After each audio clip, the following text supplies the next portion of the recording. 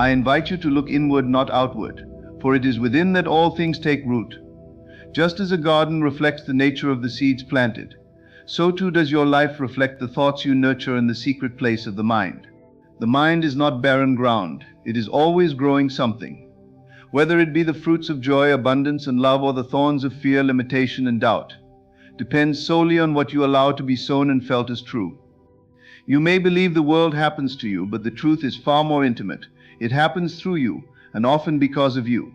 The outer world is simply the harvest of inner belief. So I ask you now, what are you planting?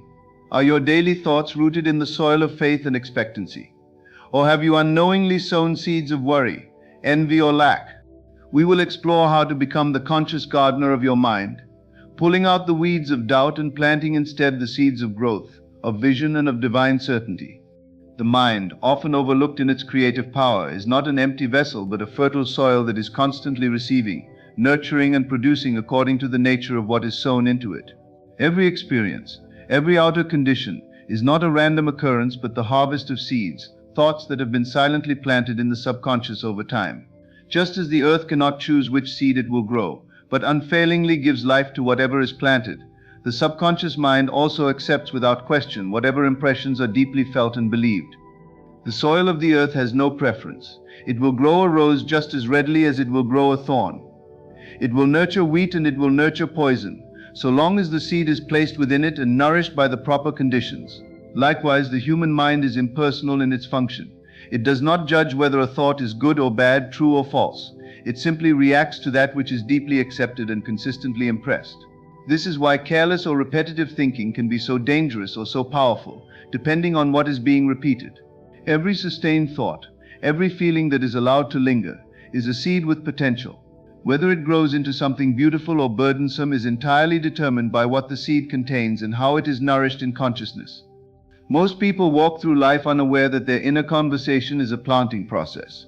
They speak words of limitation, think thoughts of fear, rehearse scenes of failure, and then wonder why life keeps delivering hardship. But the truth is, nothing in life happens without first being permitted within. The outer world is merely a mirror, a delayed reflection of what has been accepted and nurtured in the inner world. The mind, being fertile soil, must grow something, and if it is not guided consciously, it will produce by default whatever dominant thoughts are being sown, often unconsciously, habitually, and emotionally. This understanding moves the responsibility of change from the outside world to the inner life. It is not the environment or the circumstances that shape destiny, but the beliefs and assumptions harbored within. Just as a gardener must be intentional about the seeds planted and the weeds removed, so must one become intentional about the thoughts permitted to linger and the emotions allowed to take root. Every moment of attention is like watering a seed. Every repetition is fertilizing it, and every emotional response is giving it warmth and light. In this way, the mental garden is always growing, whether one tends it or not. The creative aspect of the mind lies not in its ability to reason or recall facts, but in its ability to imagine vividly and feel deeply. When a person imagines something with clarity and experiences it emotionally, even without physical evidence, the mind accepts that image as real. This is the planting of a seed. It may not sprout instantly, but the process has begun. The subconscious, which never sleeps, begins to reorganize experience, attract conditions, and influence behavior in alignment with the image held in imagination. The soil of the mind does not ask whether the desire is likely or possible. It simply begins to grow whatever has been impressed upon it with feeling. What is often missed in this process is the neutrality of the soil. Many are caught in the trap of victimhood because they believe life happens to them without their involvement. But once it is understood that the soil does not care what seed is sown, it only produces according to the nature of the seed, then a profound shift can occur. One can begin to direct their mental energy, guard the gates of their imagination, and choose what is allowed to remain in the subconscious. It is not enough to wish for a better life while continuing to feed the mind with pictures of doubt and failure. The soil cannot grow roses if it is constantly being seeded with weeds. Awareness is the beginning of transformation. Just as a gardener becomes conscious of what is being planted, what is growing, and what needs to be removed, so must we become conscious of the thought patterns running silently through the day. The quiet assumptions, the self-talk repeated under the breath, the emotions that rise at the thought of a goal. These are all indicators of what has already been planted. To change the harvest, one must first inspect the seeds. If the same types of outcomes keep appearing, It is because the same type of thoughts are being sown. The outer experience cannot change until the inner garden is cultivated differently. There is no mystery to this. It is a law as certain as gravity. That which is impressed will be expressed. Thought, when felt with conviction, is cause. Circumstance is its effect. The soil of the mind obeys this without deviation. This is why great care must be taken with what is believed, what is visualized, and what is declared as truth. Every time a statement is accepted, especially one backed with emotion, it is a seed being dropped into fertile ground. If that statement is repeated, rehearsed, or intensified through fear or desire, it grows all the more quickly. This is not metaphorical poetry, but spiritual mechanics. The mind does not rest. It is either consciously directed or unconsciously reactive. In either case, it is growing. Just as nature does not pause and wait for a gardener to return before continuing its cycle, so too does the mind continue its process of creation.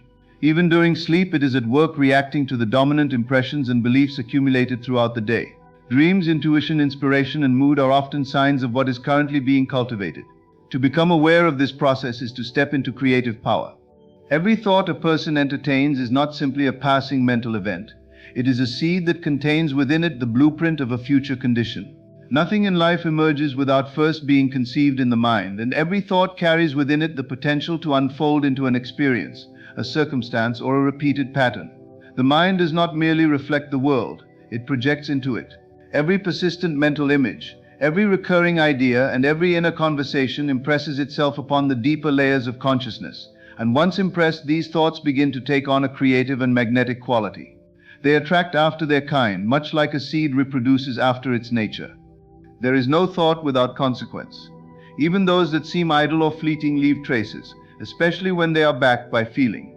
Thought alone is powerful, but thought mixed with emotion becomes active and fertile. It is this union of idea and feeling that gives a thought its generative power. When you think with intensity, with belief, and with vivid mental imagery, you are not merely thinking, you are creating. The outer world becomes a reflection of this inner process, sometimes subtly and sometimes dramatically, depending on the depth of conviction and the frequency with which the thought is repeated. Just as a seed planted in good soil needs repetition in the form of watering and sunlight to grow, so does a thought require attention and emotion to manifest. The most ordinary thoughts, if repeated long enough, harden into beliefs, and beliefs become the filters through which we interpret and engage with life. These beliefs are not always chosen consciously. Many are adopted through habit, culture, repetition, or authority figures, and once accepted, they begin to reproduce themselves through lived experience. The same way a seed planted in the earth grows into a plant that produces more of its own kind. A belief reproduces in the form of repeated situations and responses. One who believes the world is hostile will notice evidence of hostility wherever they go. One who believes in lack will continually encounter limitations. The mind, being the creative center of reality, works tirelessly to confirm and recreate whatever has been sown into it through repeated thought. Often people imagine their thoughts have no power unless acted upon. But this is a misunderstanding of the true nature of creation. Thought itself is action on the unseen plane. It initiates a chain reaction in the unseen realms of consciousness and reality. Every act in the external world is first initiated in the invisible mental world. The more sustained a thought is, the more it gathers momentum and begins to form a mold into which life itself will pour its substance. This mold becomes a framework for experience. When one dwells on thoughts of success, love, harmony, and purpose, those thoughts create inner frameworks that life responds to. Likewise, when one entertains thoughts of failure, fear, or rejection, those inner patterns become the blueprints for future events. This is why it is not enough to wish for change on the surface level, while harboring contradictory thoughts in secret. Many people attempt to improve their lives through physical action or by manipulating external conditions, but they overlook the thought patterns that are still silently reproducing within them. If the seed remains the same, the harvest will return in kind. A person cannot think defeat and produce victory. They cannot think sickness and experience health. The law is consistent. What is sown is reaped, and the only way to change the harvest is to change the seed.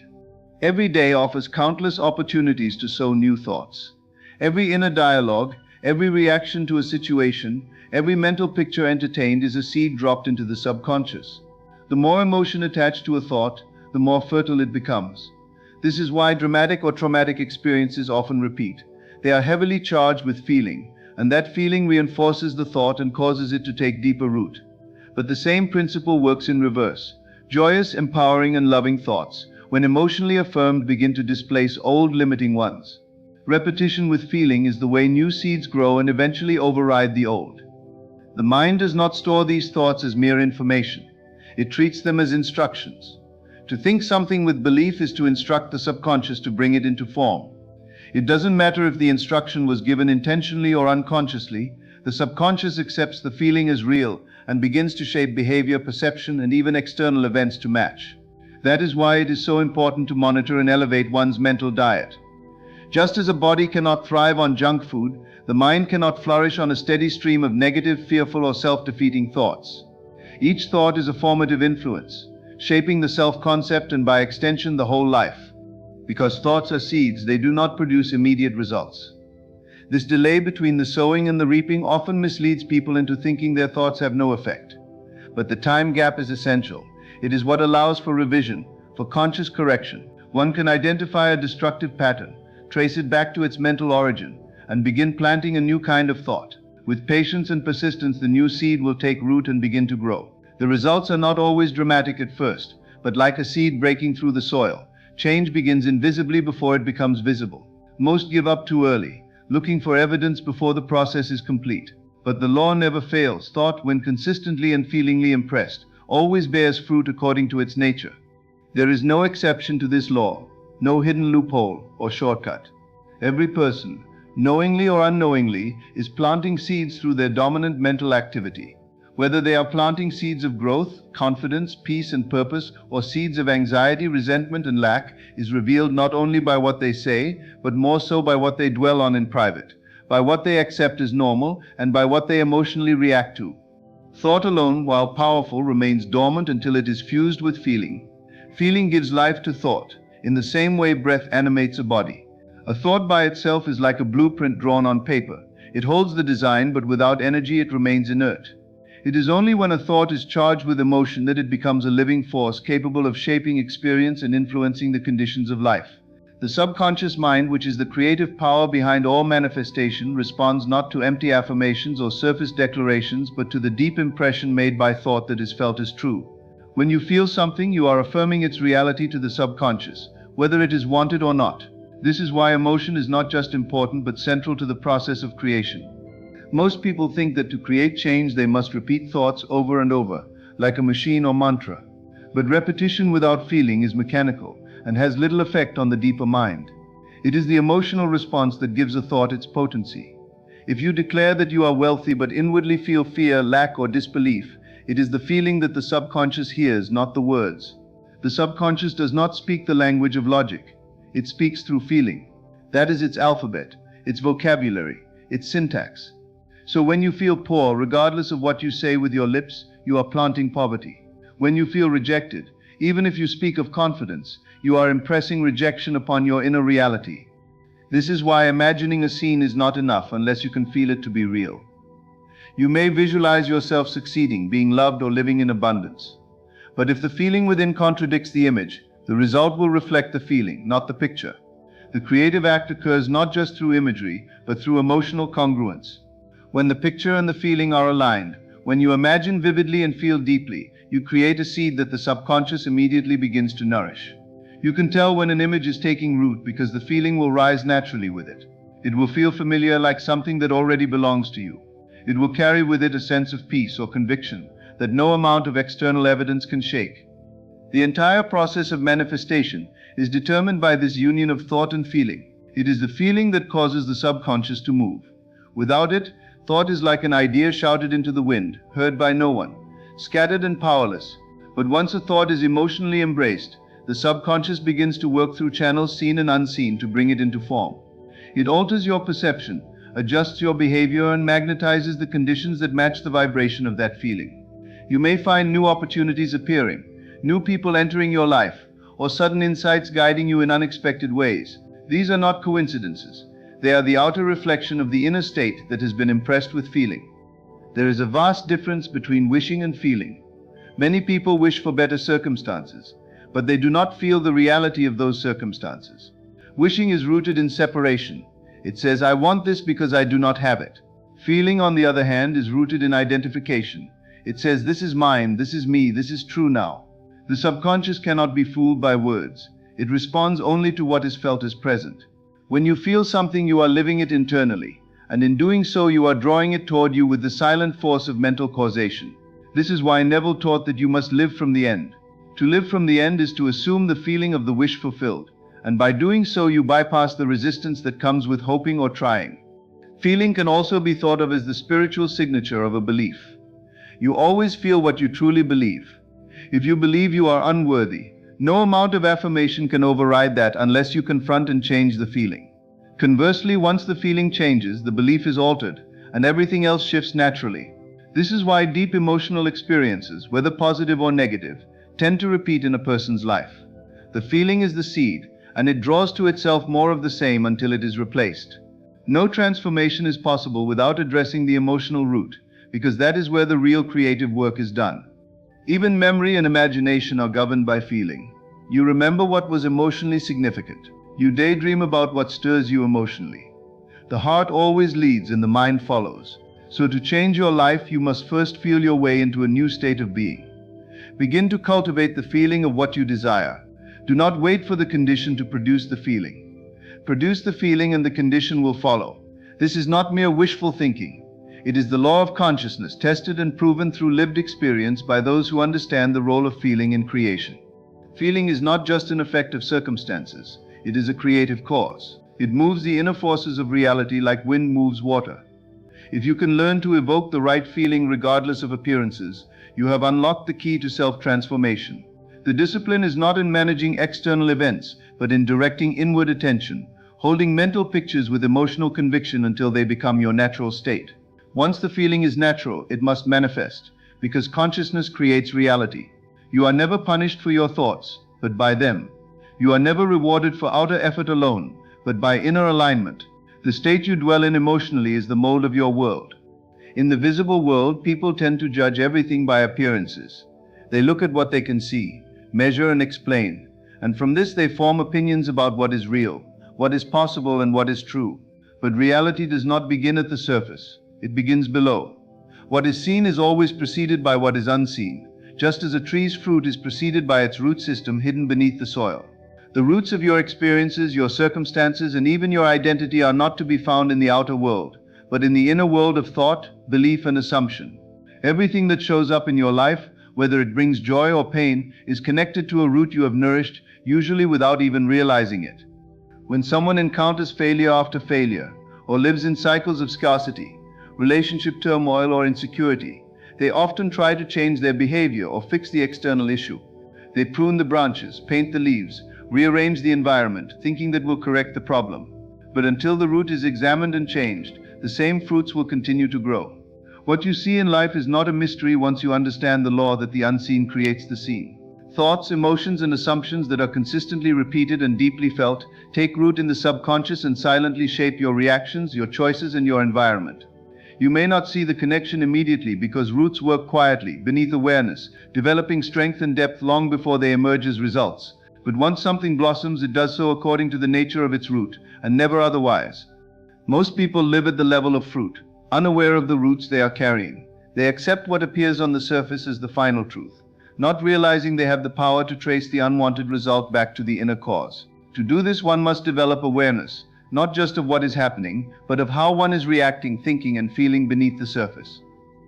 Reactions are the easiest way to locate the root. When a situation triggers anger, fear, or guilt, it is not the situation that causes suffering. It is the root assumption that gives rise to that emotional response. If a person is overlooked for an opportunity and feels deeply wounded, the root might be a belief in their own unworthiness. If someone is constantly anxious about money, the root may be a belief that the universe is not supportive or that resources are limited. These roots are rarely questioned because they are so familiar, so habitual, that they seem like part of reality. But they are not reality. They are creative filters that mold what kind of reality can emerge. It is a great revelation to realize that everything that has grown in your life, every condition, whether desirable or not, was once a root, an idea entertained and accepted as true. No one plants a seed and expects something unrelated to grow. Yet this is how people often treat their thoughts. They worry constantly, then hope for peace. They dwell on past betrayal, then ask for loving relationships. But the law of life is exact. As the root, so the fruit. Once you accept this, you no longer see yourself as a victim of fate or circumstance. You understand that your inner state is causative, and your outer world is reflective. Just as natural roots determine the health, size, and appearance of the plant above, so too do mental and emotional roots determine the quality and shape of one's life. Some roots are shallow and die quickly, others are deep and entangled, having grown through years of repetition and emotional reinforcement. A belief held since childhood, especially one tied to strong emotion, can become so deeply embedded that it silently influences every decision and perception. It becomes an invisible lens through which life is viewed. These are the roots that must be acknowledged and transformed if lasting change is desired. And this process is not intellectual, it is emotional and experiential. The old root must be replaced by a new one, planted through feeling, through sustained imaginative experience, through repetition in the silence of consciousness. It is not enough to simply cut the fruit and hope it disappears. One must go to the root, dig into the inner soil of awareness, and identify what idea is being affirmed in silence. This takes honesty and patience. Often people want quick change without looking at the origin. But transformation is never surface level, it is subterranean.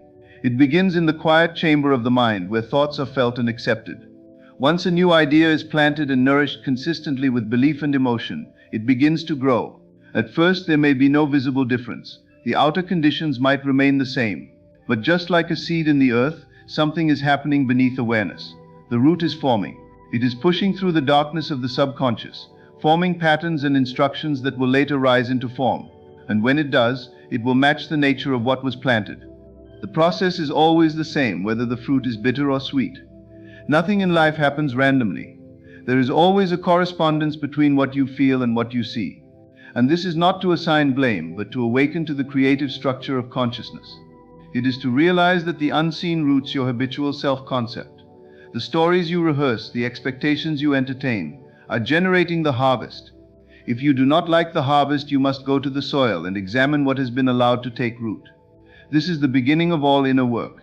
It is the point where responsibility meets freedom, where the power to choose new thoughts becomes the power to create new conditions.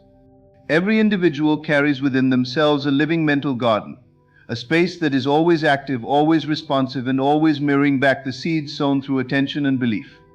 The mind is never idle, for even in moments of silence it is working, germinating ideas, nurturing impressions, and forming patterns that later bloom into visible experience. This inner garden does not discriminate between what is good or bad, helpful or harmful. It simply produces what it has been fed. If the seeds are those of worry, self-doubt, limitation, and fear, then the resulting crop will reflect those same qualities in outer life. If the seeds are of joy, confidence, abundance, and love, then those are the qualities that will appear in form and function. The subconscious mind acts as the fertile soil, and thought charged with emotion is the seed that determines the harvest. Consciousness, particularly the feeling-based state of consciousness, is the master gardener. It is not enough to think positively for a moment and expect lasting change. One must live persistently in the feeling of what they wish to cultivate. Every reaction, every assumption, every belief is like a drop of water to the seeds in the garden. When you react with anger or dread to life's conditions, you are watering weeds that may have long taken root in your mental environment. These emotional reactions are not isolated events, they are reinforcements. They deepen the grooves of thought, they make real the unreal, and they cause the unwanted to return in cycle after cycle. The garden will not change until the gardener changes what is being nurtured. Awareness is the key to tending this mental space.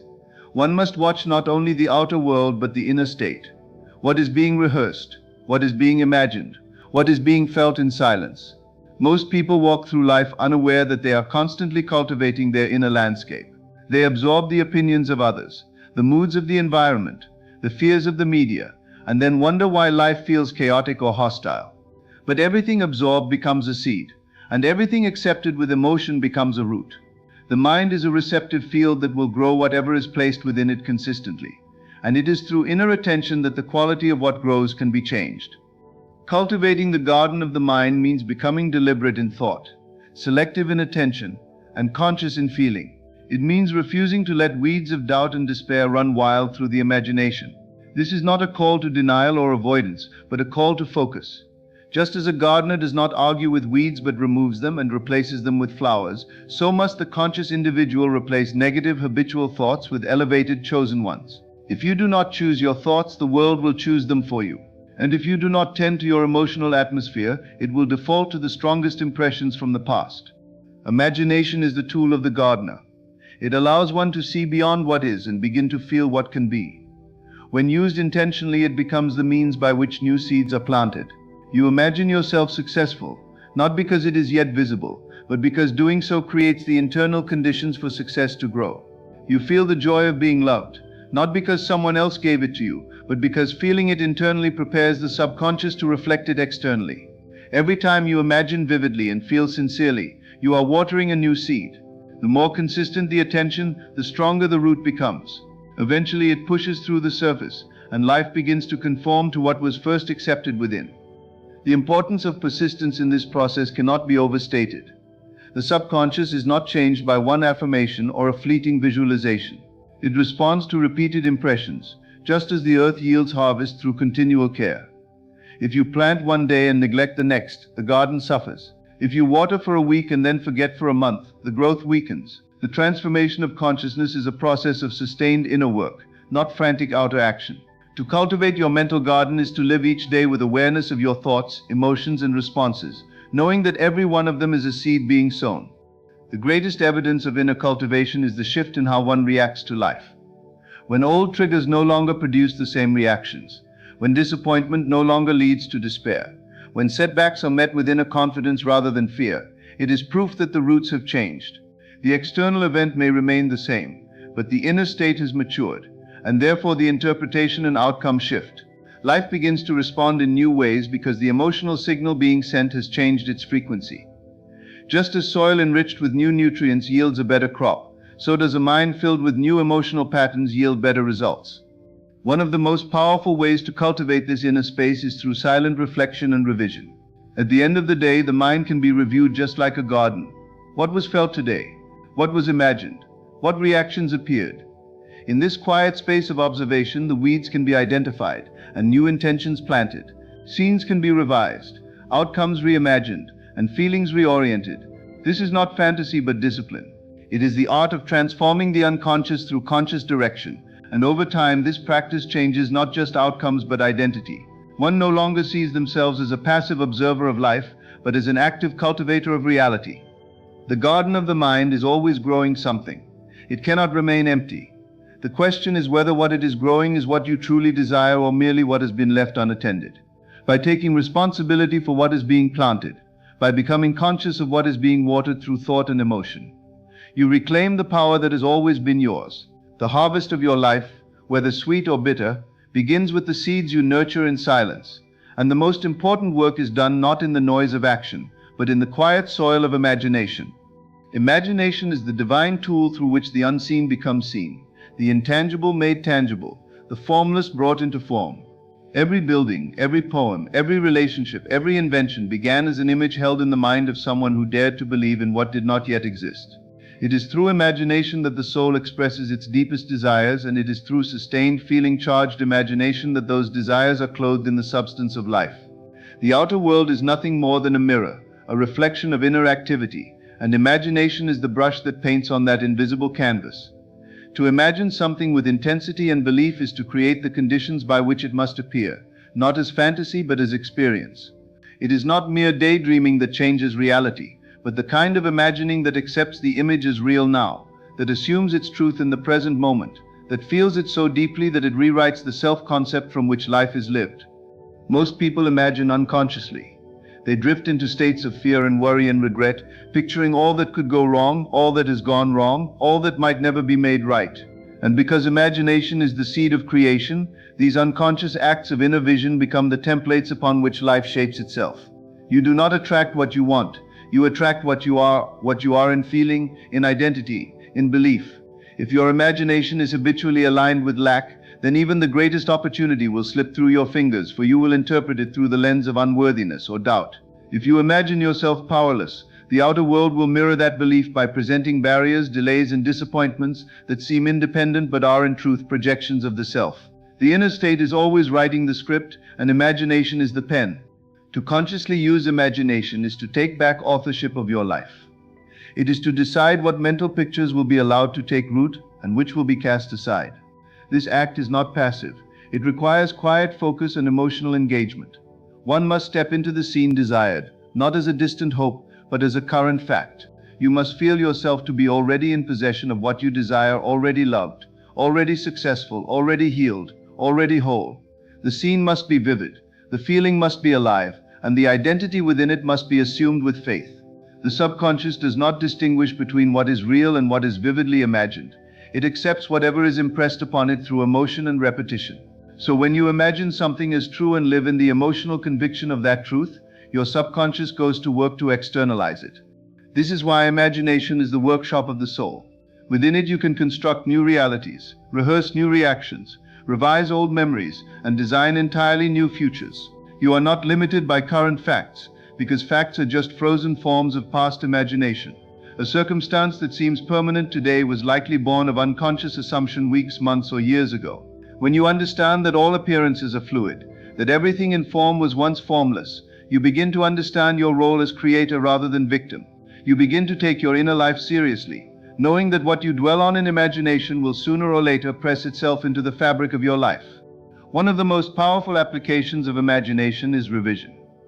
By returning in imagination to a scene that caused pain or humiliation or fear, and revising it, altering the outcome, changing the tone, introducing peace or forgiveness or strength, you overwrite the old memory with a new emotional script.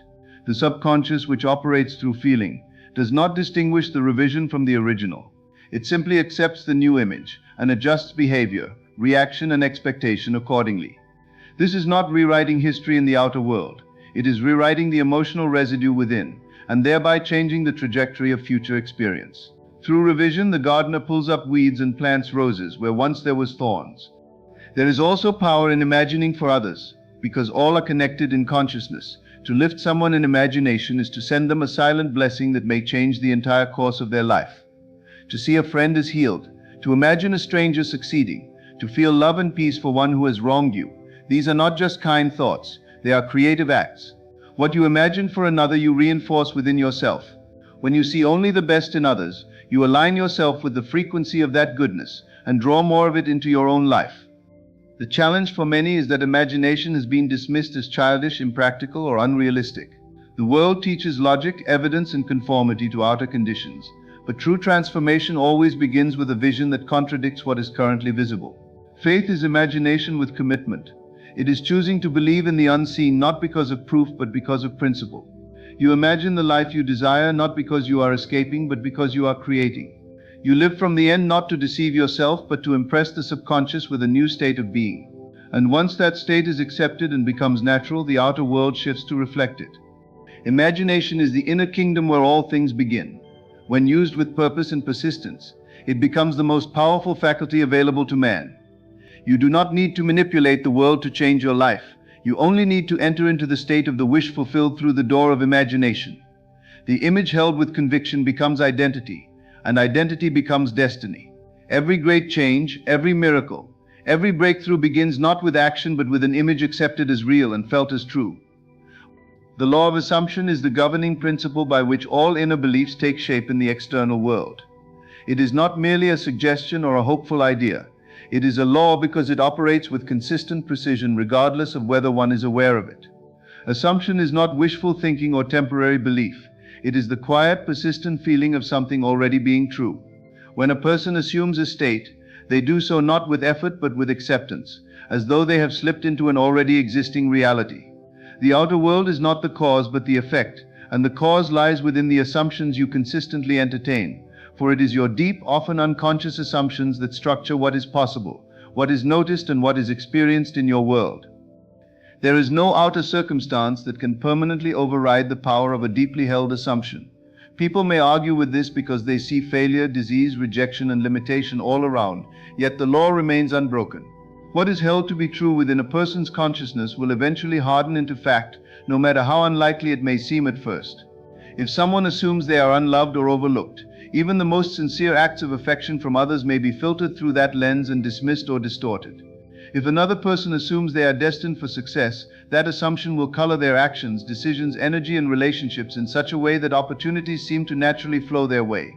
The outer events may vary, but the underlying state remains the constant force drawing equivalent conditions. Assumption is not forced. it is felt. It is not declared once and forgotten, but lived in. A person who assumes wealth does not obsess over money. They feel the ease, freedom, and generosity of already having it. A person who assumes love does not chase affection. They walk in the world as someone already chosen, already cherished. This state of being broadcasts a silent signal to life, and life responds in kind. The law of assumption works like a mirror. It does not give you what you want. It gives you what you are in consciousness. Wanting something implies lack. Assuming something implies possession. The shift is subtle but powerful, for the law responds not to words or surface-level affirmations, but to the feeling behind them. The great challenge is that most people live in unconscious assumptions. They do not realize they are assuming limitation, rejection, poverty, or failure, because those beliefs have become so familiar, so habitual, that they feel like reality rather than choice. These invisible assumptions shape every reaction, every expectation, and every interpretation of experience. A person may try new jobs, move to new cities, enter new relationships, but if the underlying assumption remains unchanged, the new environment will soon reflect the old pattern. This is not punishment or fate. It is the law acting with absolute consistency. To change life, one must change the assumptions that are creating it. Assumption begins in imagination. It is in the quiet moment when one imagines something is already true and allows the feeling of that reality to take root. It may feel unfamiliar at first, even uncomfortable, because it contradicts the well-worn grooves of past thinking. But through repetition and emotional engagement, the new assumption becomes natural. It becomes a new internal truth, and once something is accepted internally, the world begins to mirror it externally. This is why sustained imagination is so vital, not because it convinces the world, but because it convinces the self.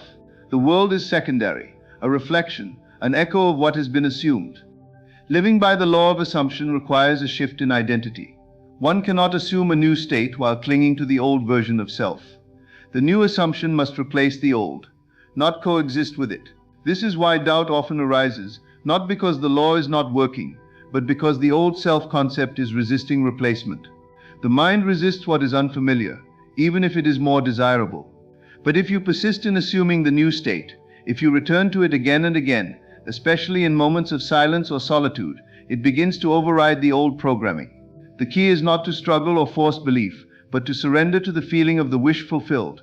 To assume is to dwell in the end result without needing outer evidence, to feel the relief and satisfaction of the goal already achieved, even when appearances say otherwise. The most powerful assumptions are those that become identity. When a person no longer tries to be confident but simply assumes themselves to be confident, their actions naturally follow suit. When someone no longer seeks validation but assumes themselves to be worthy, they stop needing proof and begin expressing from completeness. This identity-based assumption becomes a foundation, and from it all decisions, interactions, and perceptions are filtered. The world conforms not because of magic, but because the self has shifted, and life always reflects the self. The law of assumption operates in all areas: health, finances, relationships, creativity, because it operates in consciousness, which touches every aspect of life. There is no part of life that stands outside the reach of assumption. Whatever is assumed as true in the inner world must by law find its reflection in the outer world. This is not instant in every case, but it is inevitable if the assumption is sustained. Time may be required for rearrangement of events or for the dissolution of old patterns, but the direction is set the moment the assumption is truly made. You do not need to know how it will come to pass, only that it already is in your internal reality. The assumption contains within it the power to manifest, because it aligns your energy, attention, and action with its fulfillment. Even when appearances contradict the assumed state, the law remains firm. You do not fight the appearances, you return to the assumption. The world may seem to resist at first because it is still echoing old assumptions, but persistence in the new state eventually alters the echo. You become more than a hopeful thinker, you become a participant in creation itself. The law of assumption reveals that life is not happening to you, it is happening through you, and the assumptions you hold are the channels through which it flows. The garden of the mind yields only what is sown and nurtured within it. To assume the state of the wish fulfilled is to plant deliberately, to water persistently with feeling, and to trust the silent, unseen process of growth. Life does not argue with your assumptions, it reflects them. As you begin to take conscious ownership of what you imagine, feel, and assume to be true, you step into your rightful place as the master gardener of your own reality.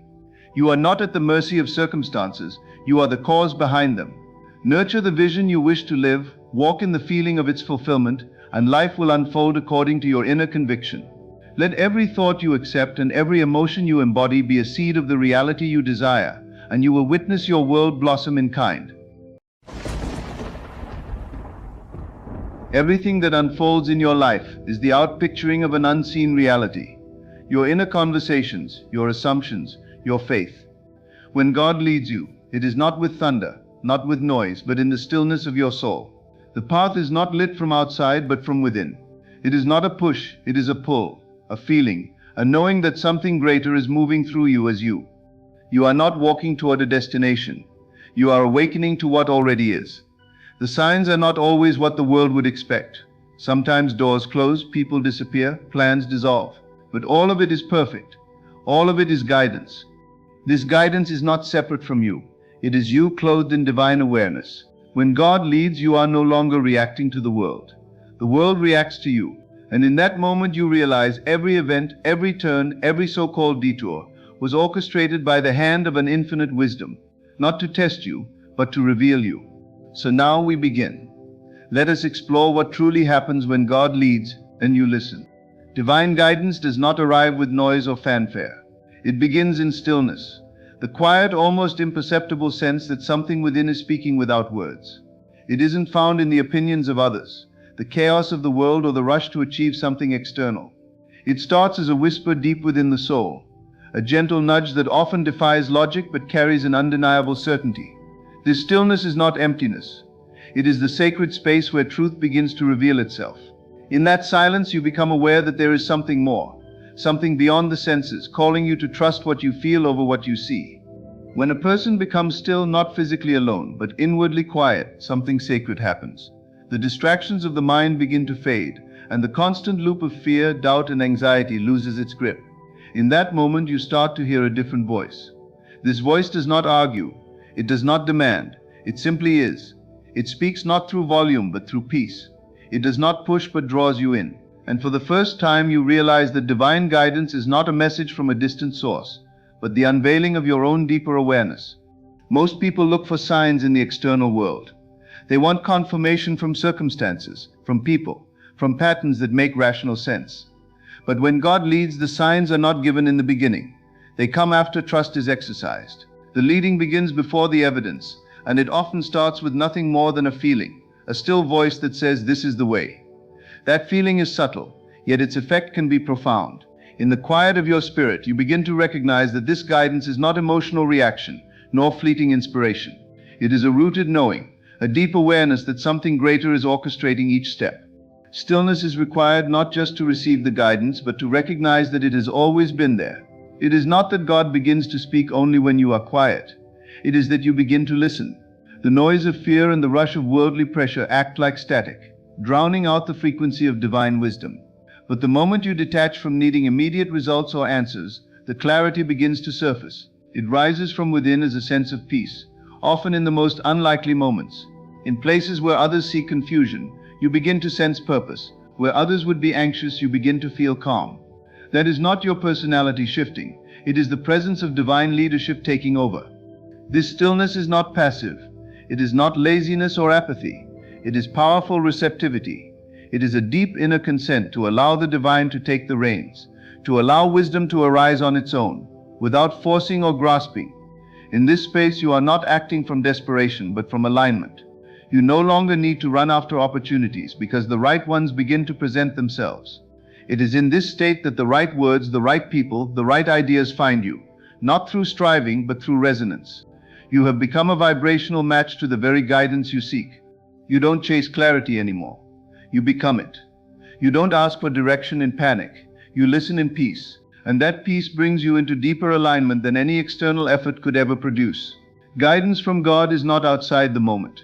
It is the moment fully embraced, fully accepted, fully seen. And the more still you become inside, the more that moment begins to speak. You begin to notice the way events arrange themselves, not to control you, but to reveal the next step. You begin to see that there are no accidents, no wasted delays, no coincidences. Everything is being used. Everything is part of the divine unfolding. Stillness reveals that you are not separate from the source that guides you. The mind loves to ask, how do I hear from God? Or what if I make the wrong decision? But in the stillness you come to realize that the answer is not in the mind, it is in your state of being. You don't receive guidance by asking louder or praying harder. You receive it by aligning deeper, by stilling the thoughts that demand proof, and trusting the awareness that needs none. Many times guidance comes when you're not even actively seeking it, because your stillness has become fertile ground. It finds you in the middle of a walk, in the quiet moments before sleep, or even during a conversation that unexpectedly answers the question you never spoke aloud. That is not coincidence. That is the natural result of having created space. When God leads, it feels like ease, not because there's no effort, but because the effort is not wasted. It is directed, focused, aligned. The internal struggle fades, and action flows from a place of inner security. You may not always recognize the moment guidance arrives. Sometimes it is only clear in hindsight. But when your inner world is quiet, you begin to notice patterns you missed before. You begin to feel drawn in a direction that may not make sense to others, but feels deeply right. And even if no one affirms it, something inside you knows this is the way. And so you follow, not with force, but with faith. Not needing to see the whole path, but trusting that each step taken from stillness is lit with purpose. The outer world is always a reflection of the inner world, whether one is conscious of it or not. Every condition, every encounter, and every circumstance is a mirror showing back the assumptions held in consciousness. When divine guidance begins to move within, it does not merely affect private emotions or thoughts, it restructures reality itself. The outer begins to shift in subtle and profound ways, echoing the change that has occurred in the unseen realm. This is not about forcing circumstances to conform, but about allowing the transformation within to radiate outward in perfect alignment with divine order. People often strive to change their environment, their relationships, their careers, believing that outer changes will bring inner peace. But when divine guidance is active, the process reverses. Inner peace precedes the external breakthrough. The shift begins first in feeling, in belief, in the quiet acceptance that one is already aligned with what is true, what is right, what is destined. As this alignment strengthens, the outer begins to rearrange, to reflect this new inner foundation. Opportunities that once felt out of reach begin to present themselves. Conversations that felt strained begin to soften. Solutions that once seemed impossible begin to emerge naturally. It is not magic in the way the world defines it, it is law. Divine law is always at work, whether known or unknown. The moment your inner perception shifts, you are no longer the same person. You no longer vibrate with the same limitations. The world around you, being a mirror, can no longer show you what you no longer are. As soon as you stop identifying as the struggling, confused, or abandoned version of yourself, the external world must reflect this redefinition. It may not happen all at once, but it begins. The movement starts as soon as you internally agree to a higher way of being, even before you speak it out loud or take a visible action. Often, the first signs of outer change are small. A different reaction to an old situation, a sense of calm where once there was frustration, a feeling of ease in moments that used to trigger fear. These are not just mood swings, they are indicators that your internal structure is changing. And because your reality is built on that structure, the entire system begins to recalibrate. People may begin to treat you differently, not because they've changed, but because you no longer invite the same dynamic. Paths that once seemed blocked may begin to open. Not because the world moved, but because your inner vision cleared. When divine guidance leads the inner man, the outer man follows. The world bends to the new understanding without needing to be manipulated. There is no need to push, strive, or beg for recognition or results. The results become inevitable. It is not about earning a new outcome through effort. It is about embodying a new truth that naturally produces a new life. That embodiment becomes a magnet. It draws people, opportunities, timing, and direction that all match the inner tone. The energy that was once used in chasing becomes energy now grounded in receiving. The transformation often bypasses logic. Someone may wonder how a shift in thought can affect money, relationships, or health. But that is because they still believe reality is separate from consciousness. When God leads, you begin to see they are not separate at all. Reality is simply the visible record of what is accepted as true internally. Change the truth within, and the outer must respond, not as a favor, but as a law fulfilling itself. This realization can be jarring to those who are used to trying harder to fix things, but it is also liberating. It means you are never trapped by conditions. You are only ever invited to look within and shift the cause. Sometimes the shift brings discomfort, because the outer world must deconstruct old manifestations that no longer align. This can look like loss, like endings, like confusion. but it is only the falling away of what no longer fits the inner blueprint. Relationships may change or fall away. Jobs may dissolve. The timing of events may suddenly accelerate or delay. But all of it serves the purpose of aligning the visible with the invisible. The more you trust the process, the less you fear these disruptions. They become signs not of chaos, but of clarity in motion. The world cannot help but mirror your inner world. It is designed to do so. And so when divine guidance leads your thoughts, your feelings, your assumptions, the physical must reorganize to accommodate this divine shift. Even time begins to behave differently. Delays that once frustrated you become meaningful pauses. Long waits begin to collapse into sudden acceleration. What once required years now unfolds in weeks, not because you rushed, but because you released resistance. Your new inner identity became so anchored that the external had no choice but to catch up. Others may look at your life and call it luck or timing, but you know it is deeper than that. You know that the true shift happened long before it was seen. It happened in the quiet moments, in the surrendered thoughts, in the silent agreement with a higher path. You did not manipulate circumstances. You aligned with truth. And truth, once embraced internally, will shape the world around you in ways you could never have engineered with effort alone. When divine guidance is at work, closed doors are not the signs of punishment or failure that the ego assumes them to be. They are precise redirections crafted by a wisdom that sees the full path even when the next step is hidden. To the mind that desires control, a closed door can feel like rejection. It can feel like delay, denial, or disappointment.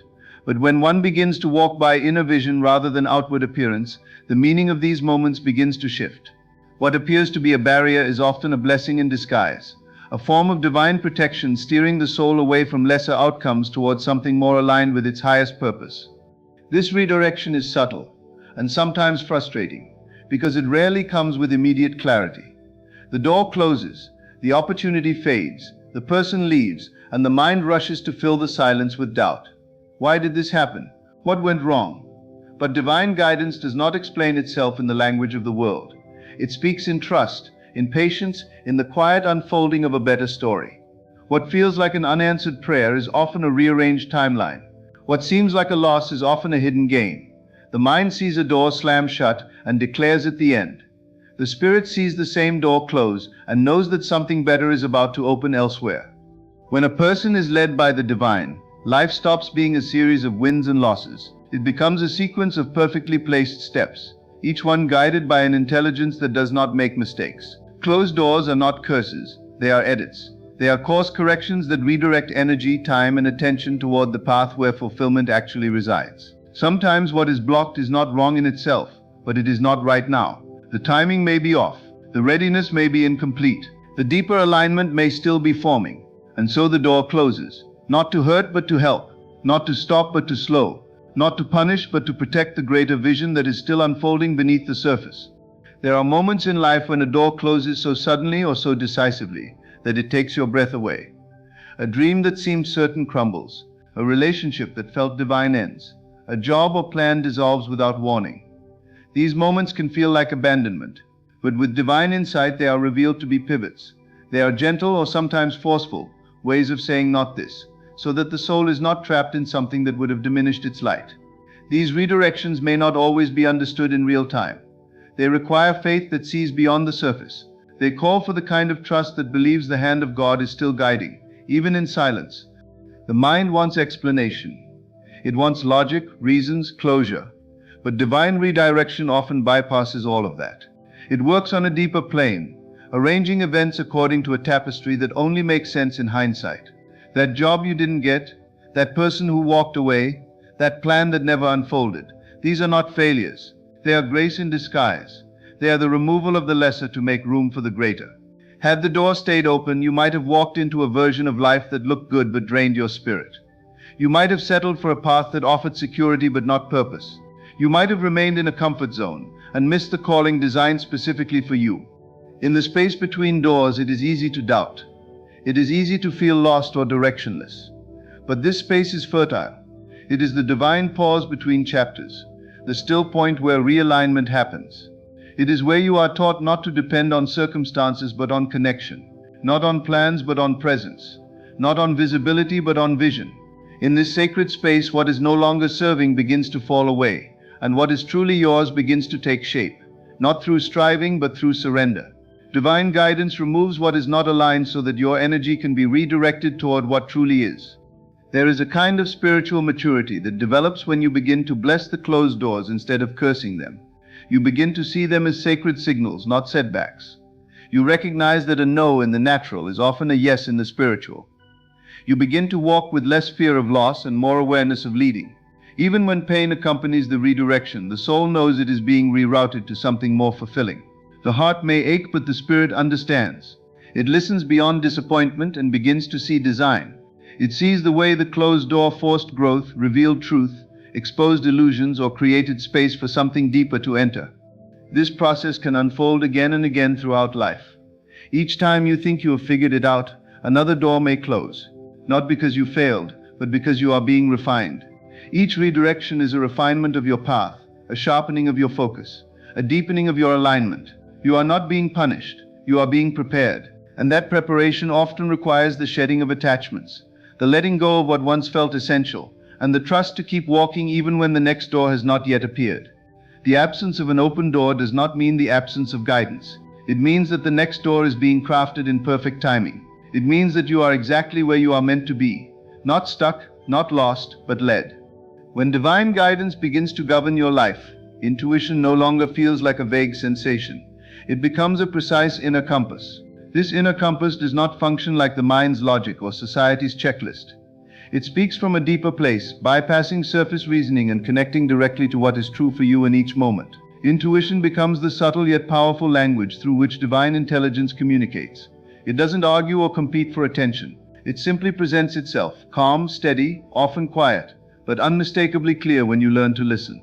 In the presence of this guidance, decision-making shifts. No longer dependent on endless pros and cons or external validation, you begin to navigate by feeling, alignment, and inner resonance. This shift can feel radical at first because it challenges how most people are conditioned to operate. Society trains the mind to calculate, to weigh every option based on outcome and approval. But divine intuition is not concerned with optics. It cares only for truth. When God leads, your intuition sharpens, not because something new is added to you, but because all the noise and false identities begin to fall away.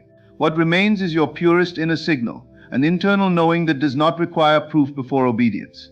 It is a pull toward peace, a nudge toward alignment, a deep awareness that something is either right or not, long before any facts confirm it. You begin to notice how certain decisions feel heavy and forced, while others feel light and expansive, even if they make less sense logically. You start to feel the energy of situations rather than just analyzing their structure. A conversation may seem fine on the surface, but your intuition picks up on the dissonance.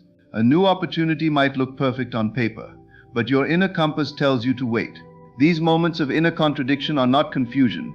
They are clarity rising through contrast. They reveal the difference between what the world says should work and what your soul knows is true. The more you follow this compass, the more confident you become in its reliability. Intuition is not just a passive feeling. It is active intelligence. It leads you not only away from what is wrong, but toward what is divinely right. And it does so in real time, moment to moment, step by step. There is no need to know the entire journey. Intuition reveals enough light for the next step, and that is always sufficient. You begin to move in faith rather than fear. The pressure to predict every outcome fades, replaced by a growing trust in the unfolding path. This internal compass does not always align with the opinions of others. There will be moments when those around you cannot understand your choices. They will question why you walked away, why you said no, why you pursued something uncertain when something secure was available. But when divine intuition leads, you no longer seek to be understood. You seek to be obedient to the truth within. That obedience brings freedom. It allows you to move without the burden of approval or the fear of failure. The compass within does not need consensus. It only requires attentiveness. As your sensitivity to this guidance increases, you begin to live in rhythm with a higher intelligence. You wake up each day attuned to the subtle movements of your spirit. You learn to recognize when something feels off, not because you are paranoid or anxious, but because your internal alignment has become your measuring stick. You don't need to force clarity. It arises naturally. And the more you trust your intuition, the stronger it becomes. Each act of obedience builds spiritual muscle. Each small yes to that quiet voice opens the way for a bigger revelation. There are times when following this compass leads you into unfamiliar territory. It may ask you to step away from comfort, from predictability, even from what you once prayed for. But that is because the compass sees the whole landscape. It is not guiding you to safety, it is guiding you to destiny. It doesn't just care that you avoid pain, it cares that you fulfill purpose. So it will sometimes lead you into challenge, not to hurt you but to form you. And in those places your faith deepens, your clarity sharpens, your courage grows. This divine intuition also reveals itself through confirmation. A phrase, a symbol, a dream, a sudden knowing, all become part of a language only you understand. The universe begins to echo your internal decisions. You meet people who confirm what you were just thinking. You receive messages that align perfectly with your private meditations. The world responds to your obedience with signs and support, not because you asked for them, but because you tuned into the signal that connects all things. You become aware that every moment is part of the map, even those that feel ordinary or confusing. Nothing is wasted. The delays, the redirections, the deep silences, all serve a purpose in strengthening your connection to this compass. You no longer live by accident or ambition. You live by alignment. You let go of the need to push doors open and instead learn to follow the flow of divine timing. Each time you feel that inner knowing arise, you follow without demanding to see the finish line.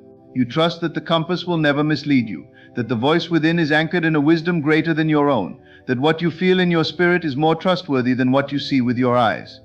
When divine guidance begins to orchestrate your life, people begin to enter and exit with precision that defies coincidence. Relationships are no longer random, they are purposeful. Each interaction becomes part of a greater unfolding, whether it lasts a moment or a lifetime.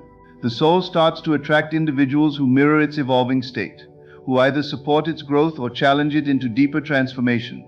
Some arrive to uplift, encourage, and expand you. Others appear to reveal unhealed wounds, to serve as reflections of patterns still lingering beneath the surface. All are teachers, all are mirrors, all are part of the divine choreography. As the inner world shifts, the outer world follows, including the people within it. Old connections may begin to feel strained, not because of conflict but because of energetic mismatch. Conversations that once felt nourishing may now seem hollow. Shared values may begin to drift apart. This doesn't mean the other person is wrong. It simply means you are no longer aligned. When divine guidance is leading, relationships evolve at the pace of your soul, not your past. This can be painful, especially when long-held bonds begin to dissolve. But it is not rejection, it is redirection. It is the gentle unraveling of connections that no longer serve the version of you that is emerging. In place of what falls away, new relationships begin to form. These often arrive without effort. You find yourself encountering individuals who speak the same inner language, who understand your silence, who see you clearly without needing to explain. These divine connections don't need to be forced. They flow naturally, fueled by resonance rather than obligation. They often come with synchronicity, a sense that this meeting was always meant to happen. And in their presence, your soul exhales. You feel seen, heard, affirmed in a way that feels deeper than personality. These are the people sent not by chance, but by divine alignment. Not every divine connection feels easy. Some come to stretch you. They hold up mirrors that reflect your shadows. They challenge your assumptions. They press on old wounds to bring them to the surface. These people may not stay, but their presence is sacred. They awaken the parts of you that are ready to be healed. When divine guidance is leading, even conflict has purpose. Even endings are woven with wisdom. What looks like betrayal may become the path to self-respect. What feels like loss may unlock a deeper sense of worth. The soul does not judge the role people play. It receives the lesson and lets go with grace. You also begin to feel a sense of release toward those who leave. The need to cling dissolves. When someone exits your life, you trust that their part in your story is complete. There is no resentment, only recognition. You see that what once connected you no longer does, and instead of forcing a continuation, you honor the closure. Divine guidance brings a softness to these moments. You stop chasing those who drift away. You stop trying to resurrect what is already complete. You trust that if someone is meant to be in your life, they will remain or return without force. Until then, you make peace with the space they once filled. Divinely guided relationships are not always obvious at first. Some may begin in chaos or confusion, only to reveal their purpose later. Others may seem insignificant, but leave a lifelong imprint. You start to recognize that divine timing governs not just the who, but also the when. People appear at the exact moment your soul is ready. They offer keys, insights, awakenings that could not have been received earlier. You don't have to understand the full reason for each relationship while you're in it. Sometimes the clarity comes long after. What matters is the willingness to be present, to receive, to learn, and to let go when the time comes. You also become more intentional about the energy you give. Divine guidance creates discernment. You no longer share your time, energy, and heart with just anyone. You sense who is aligned, who is draining, who is anchoring you to a past you've outgrown. Boundaries become clearer, not as walls but as declarations of what is sacred. You honor your inner peace more than social expectations. You stop explaining yourself to those who are committed to misunderstanding you. You stop trying to convince people to stay. You trust that those who are truly aligned will recognize your value without persuasion. This refinement in relationships often creates space for deeper unity with others, but also with yourself. Divine guidance begins to reconnect you to your own essence, and from that place you attract others who are doing the same. There is less neediness, less proving, less performance. Relationships become sacred exchanges, not survival strategies. You love from fullness, not from lack. You give without losing yourself. You receive without guilt. The drama fades, the anxiety lessens. There is a sense of peace even in the unknown. You don't need to label every connection because you trust the energy will reveal its purpose in time. This process continues to evolve as you evolve. People may come and go, but you no longer fear the rhythm. You walk with open hands, grateful for who stays, thankful for who leaves, and receptive to who is still on the way. You understand that your relationships are not happening to you, they are unfolding through you. Each person is drawn by the vibration you carry, and each serves a role in your becoming. You are no longer searching for the perfect people. You are becoming the person who attracts what is already aligned. And in that becoming, you find that your relationships no longer drain your light, they reflect it. When divine guidance begins to truly shape your life, your perception of timing undergoes a deep and lasting transformation. The pressure to rush to meet deadlines imposed by culture or ego begins to dissolve. Instead, a new awareness emerges, one that understands that every moment unfolds with divine precision. You no longer see delays as denials, but as preparation. Waiting is no longer passive or frustrating. It becomes sacred. It becomes a space where unseen things are being arranged, where your inner world is being aligned with the blessings that are not just coming, but being perfected for the exact moment you are ready to receive them. In this divine rhythm, you start to notice that what once seemed late actually arrives on time. The job you didn't get when you desperately wanted it, the relationship that didn't work out when you prayed it would, the opportunity that fell through when you believed it was your breakthrough. All of it starts to make sense in hindsight. You begin to see how the universe was not ignoring you but orchestrating something far better than your limited timeline could perceive. The events of your life start to weave together like a symphony, and what once looked like silence was simply the pause before the music swelled again. You also notice how divine timing often contradicts logic. The mind plans, strategizes, and calculates based on linear progression: school, job, marriage, success, retirement. But the divine moves in cycles, seasons, and sudden shifts. What appears stagnant can change in an instant. What appears secure can be taken away overnight. And what seems far off can be brought near when your inner life catches up to your outer desire. This creates a kind of humility, an awareness that your plans are not the ultimate map. They are tools, but they are not truth.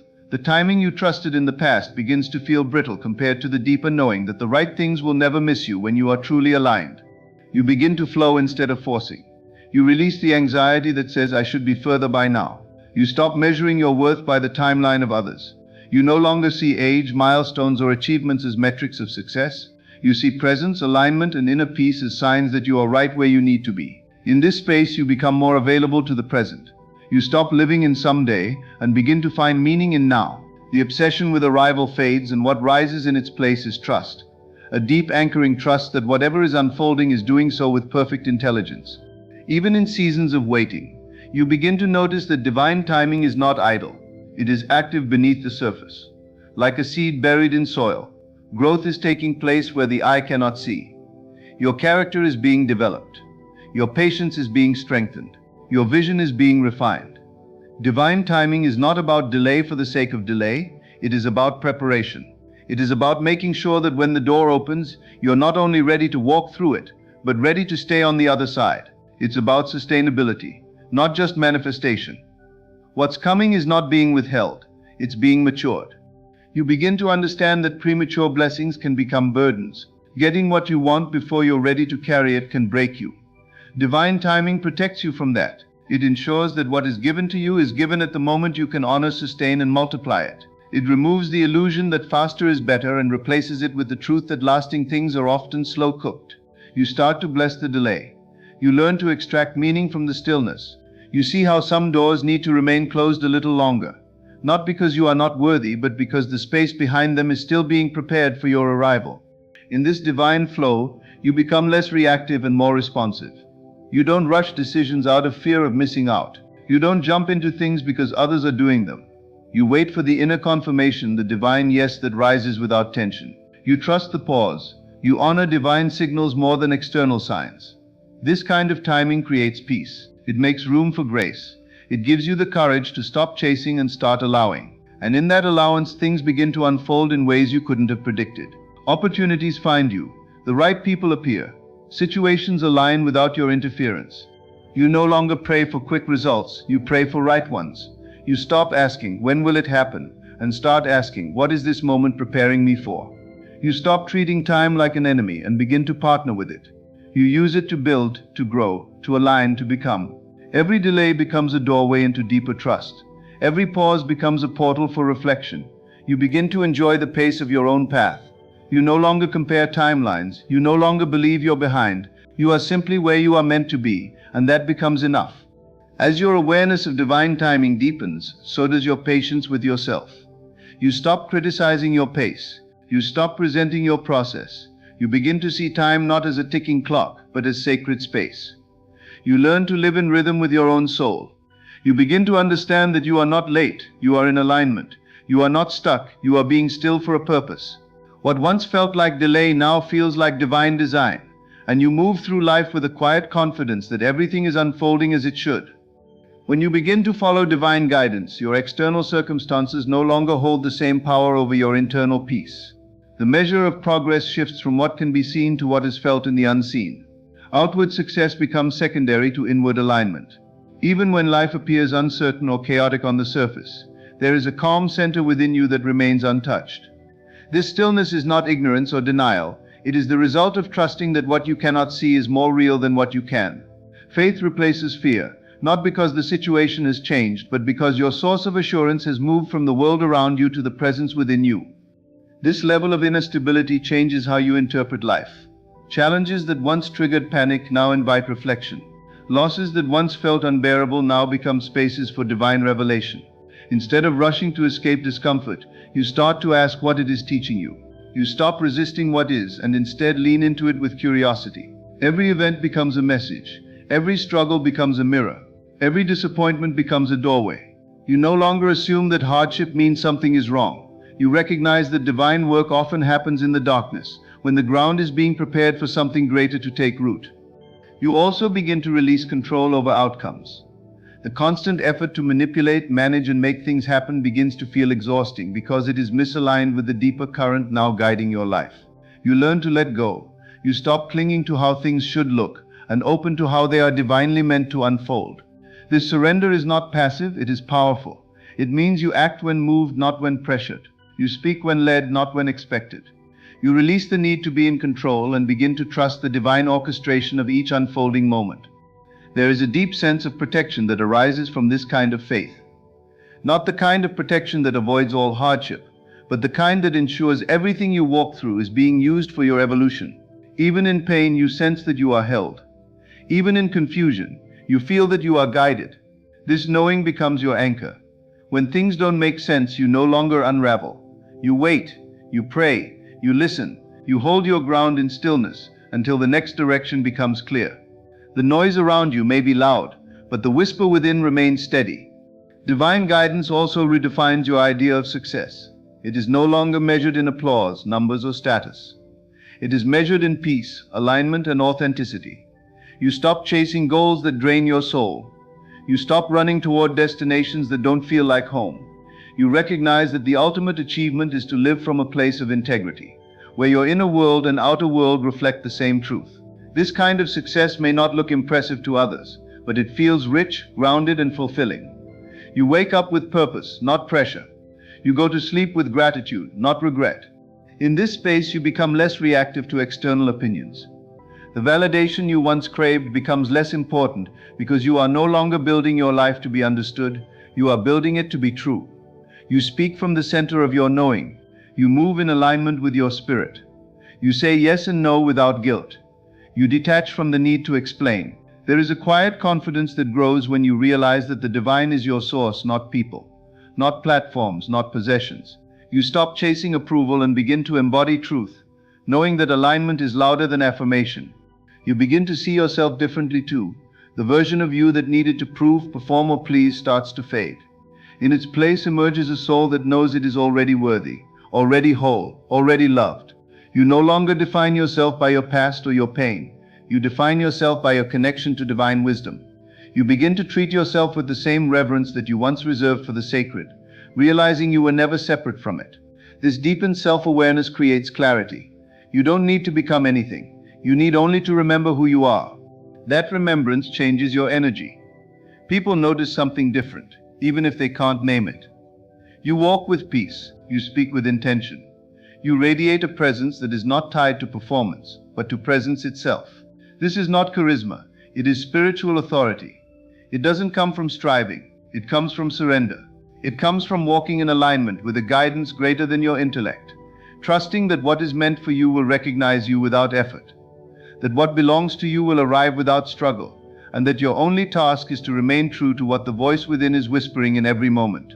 When God leads you, life takes on a rhythm that defies human understanding yet brings unshakable peace. You no longer chase outcomes. You align with purpose. You stop living by sight and start walking by inner conviction.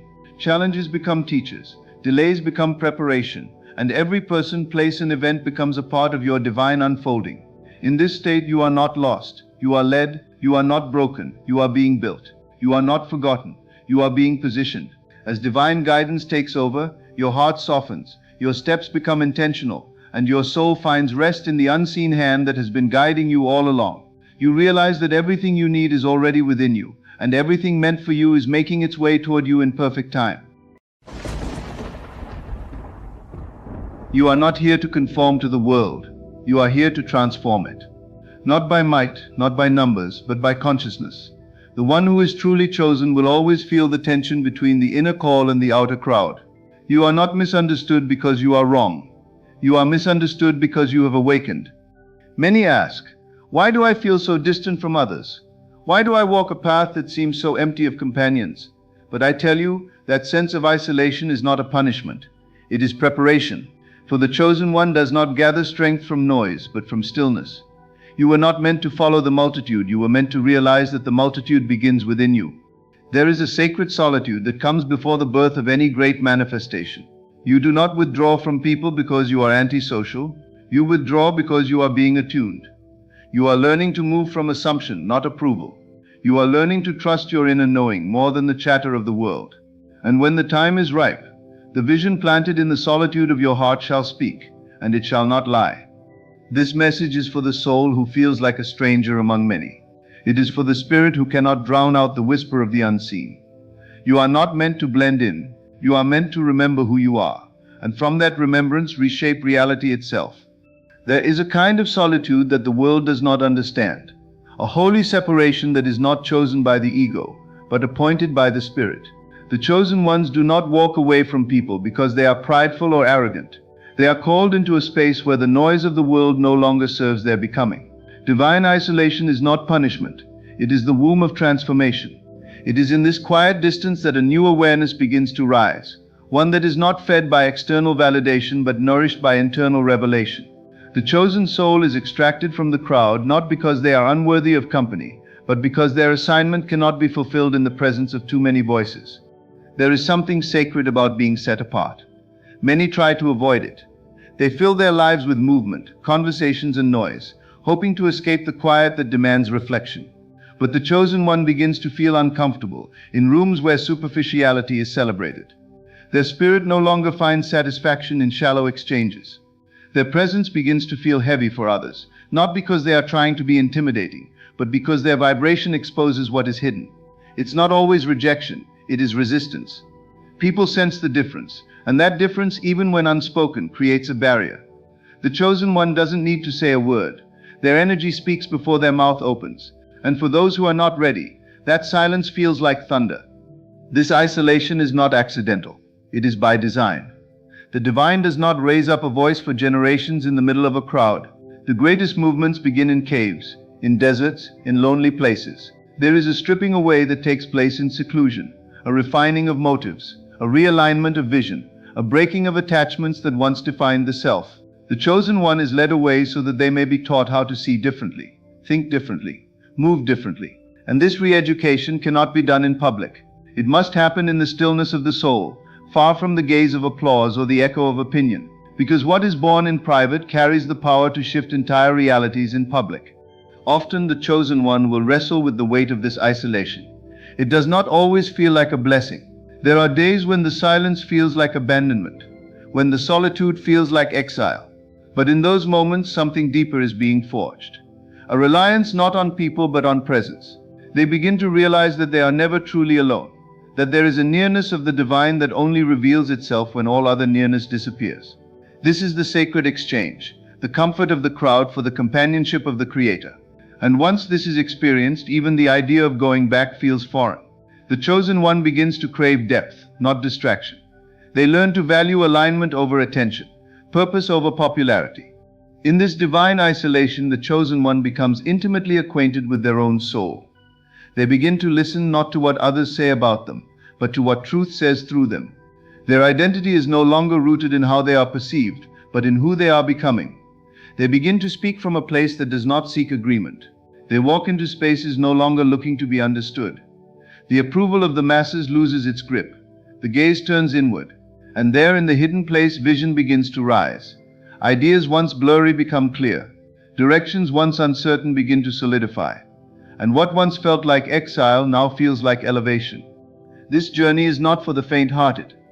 To be chosen is to be called into separation, and that separation can look like being misunderstood by family, distance from friends, misread by peers, but all of it is part of the divine design, because in order to carry what others cannot carry, you must be willing to walk where others cannot walk. The loneliness is not weakness. It is evidence that you are being prepared for something weighty, something eternal. You are not missing out. You are being set apart, not for isolation's sake, but for illumination. What is happening in the invisible will soon be seen. But first, the chosen one must learn to thrive in the unseen. There is a kind of strength that only grows in the soil of solitude. It cannot be taught in crowds. It cannot be activated through popularity. It is the kind of strength that comes from sitting with yourself long enough to know who you are, and standing with that truth long enough to not be moved when others try to shake it. Divine isolation teaches you how to become your own sanctuary. It teaches you how to build altars in your soul and light fires without needing an audience. You begin to realize that this sacred space, though quiet, though empty, is not barren. It is rich with wisdom. It is filled with revelation. And as you continue walking deeper into this inner wilderness, you find that every step away from the crowd is a step closer to your calling. There is a weight that comes with knowing, a heaviness that sits not on the shoulders but within the spirit. When a chosen one begins to awaken to deeper truths, their inner knowing becomes both a guide and a burden. It is not the kind of knowledge that can be shrugged off or set aside. It lingers. It speaks even when silence is chosen. It stirs in moments of stillness and whispers in dreams. This knowing is not acquired through books or borrowed from voices of authority. It is revealed, uncovered like a treasure hidden beneath layers of life experience, pain, divine encounter, and reflection. And once it has been revealed, it cannot be ignored. The chosen one carries this awareness like a seed planted in their soul, growing, stretching, pulling them out of comfort and into calling. There is a loneliness in carrying what others cannot yet see. The chosen one walks through life with the ache of vision. They sense things before they unfold. They recognize patterns in people's words and behaviors that others miss. They hear the quiet cries behind loud laughter. They discern motive wrapped in charm. They feel the spiritual climate of a room the moment they walk in. This knowing separates them not by arrogance but by assignment. They are not quick to speak, not because they are afraid, but because they are measuring the weight of words. They've learned that not every truth can be shared, and not every ear is ready to hear what their spirit sees. There is restraint in them, not silence.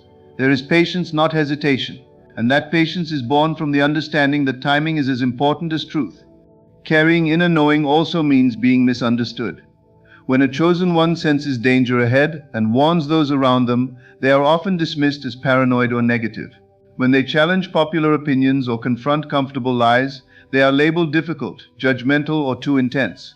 The world is not always ready for truth, especially when it disrupts the illusions people have grown attached to.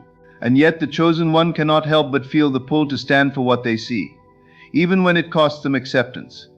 This weight is not about being right. It is about being faithful to what has been shown to them in the quiet, in the secret, in the sacred space of communion with the unseen. The chosen one often feels like a bridge between two worlds, one foot in the physical, the other in the spiritual, one hand reaching toward heaven, the other touching the earth. They are translators of the invisible, interpreters of divine patterns that few take time to perceive. This is not a role they choose, it is a mantle placed upon them. And with this mantle comes the responsibility to steward what they know with wisdom. It means discerning when to speak and when to stay silent. It means praying for people who mock them, interceding for those who reject them, and holding space for those who are not yet ready to see. The chosen one is not moved by applause or offended by silence. They are grounded in the knowledge that purpose is greater than popularity, and that divine truth will always outlast human opinion. The weight of inner knowing also changes how the chosen one interacts with time. While others are living moment to moment, chasing temporary highs and fleeting applause, the chosen one lives with the long view. They carry insight that stretches beyond the present. They build with the future in mind. Their prayers are not just emotional responses. They are prophetic alignments. Their decisions are not just practical steps. They are spiritual strategies. They walk with intention, not because they are cautious, but because they understand the ripple effect of their choices. They know that what they carry is not just for them. It is generational. It is legacy. It is movement in seed form. And so they move differently. They live with a quiet urgency, not rushing but refusing to waste time on things that don't align with what they've been shown. Sometimes the chosen one carries revelations that they do not yet fully understand.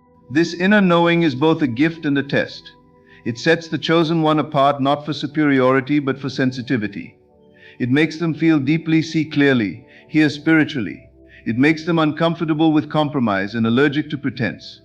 It draws them into rooms they did not ask to enter and pulls them out of circles they used to love. It transforms their appetite. They no longer crave entertainment. They crave revelation.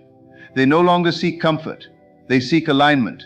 They no longer chase crowds. They seek connection with truth, with destiny, with the divine. They become marked by presence, not performance. And the more they honor what they carry, the heavier it feels, not as a burden, but as evidence that they are trusted with something eternal. There is a reason why the chosen ones often feel out of place in crowds, even when they are surrounded by familiar faces. Something within them begins to stir uncomfortably when they are in environments where depth is absent and authenticity is scarce. This is not due to pride or superiority, but because their spirit is being pulled in a direction that is no longer aligned with the noise and distraction of the crowd. The chosen ones are not designed to blend in, they are wired to awaken.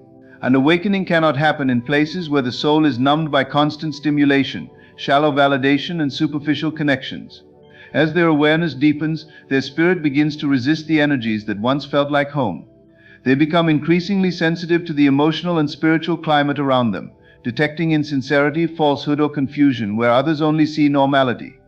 This sensitivity is a signal that their soul is separating, not to isolate them as punishment, but to prepare them to become something radically different.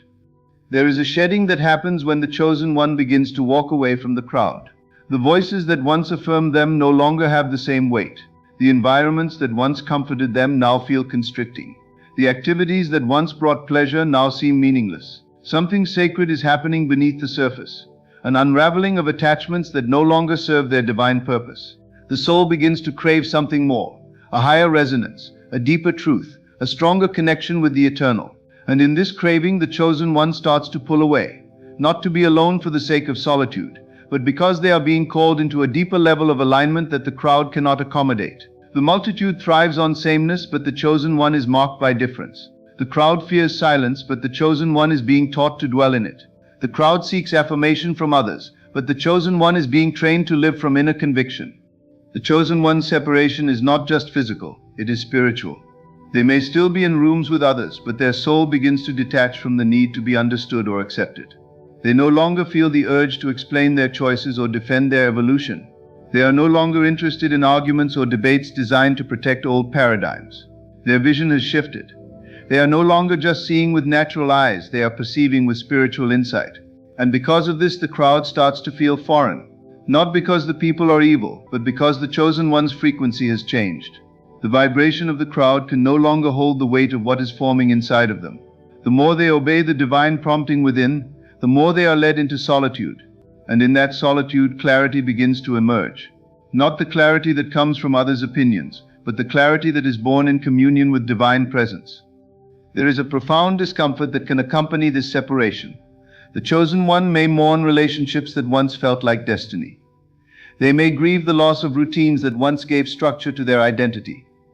But underneath the grief is a gentle knowing, a whisper that says you were never meant to stay where you started. The crowd represents what is comfortable, what is common, what is predictable. But the chosen are not called to live predictable lives. They are called to create pathways that have never been walked before. And creating those pathways requires spiritual focus, emotional discipline, and unwavering faith, qualities that can only be developed in the wilderness, not in the crowd. In the wilderness, the chosen one learns to hear the voice that is often drowned out by noise. In the wilderness, they are stripped of distractions until all that remains is the raw, unfiltered truth of who they really are. This separation from the crowd is also necessary, because the chosen one carries a message or a mission that cannot be compromised by popular opinion. If they stayed in the crowd, they would be tempted to dilute their message, soften their convictions, or trade authenticity for applause. But in isolation, there is no one to perform for. There is no need to impress, only the invitation to become, and in becoming, they develop a kind of spiritual authority that does not depend on numbers, likes, or followers. It is the authority that comes from knowing who they are, whose they are, and why they were sent. This is not something the crowd can give them.